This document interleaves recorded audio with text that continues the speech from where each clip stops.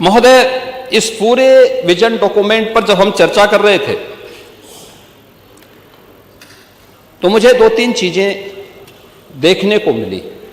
मैं अभी स्वागत करूंगा आप सबके प्रस्तावों का, और होना भी चाहिए। हर विधानसभा क्षेत्र में विकास होना चाहिए,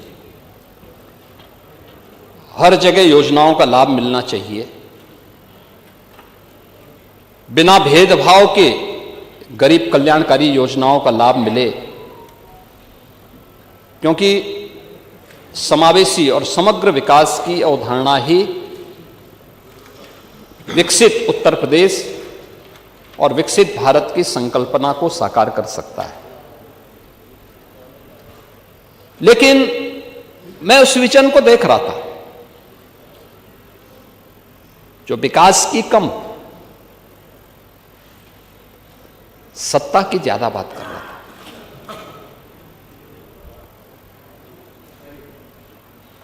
जो अपने स्वयं की बात कर रहा था। और मुझे आप लोगों की बातों से एक चीज लगी, जो लगी, जिसके बारे में चारवाक ने भी एक बात कही थी, यानी जो अपने तक केवल सीमित करता है, जिसके बारे में उन्होंने कहा था कि यावत जीवेत सुखम जीवेत ऋणम कृत्वा घृतम पिबेत भस्मीभूतस्य देहस्य पुनरागमन कुतः। और ये स्थिति आप लोगों की है, यानी केवल अपने तक सीमित करना। आपका परिवार डेवलपमेंट अथॉरिटी भी उसी का नमूना है। यही है,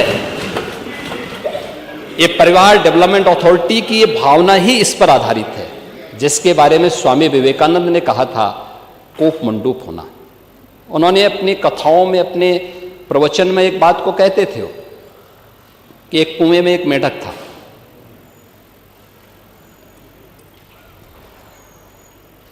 कुएं में पड़ा था, वहीं पैदा हुआ था, उसने दुनिया नहीं देखी थी।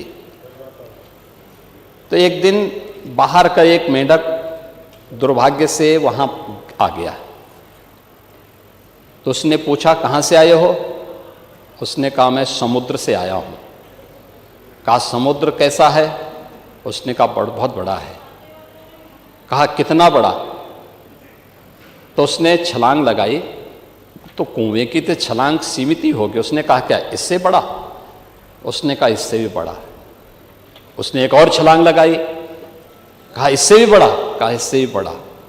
कहा, तुम झूठ बोलते हो। और मुझे लगता है यही दृष्टि कोप मंडूक वाली आप लोगों की है। दुनिया आगे बढ़ रही है, एक प्रतिस्पर्धा चल रही है, लेकिन आप लोग अभी भी अपने परिवार तक सीमित होना चाहते हैं।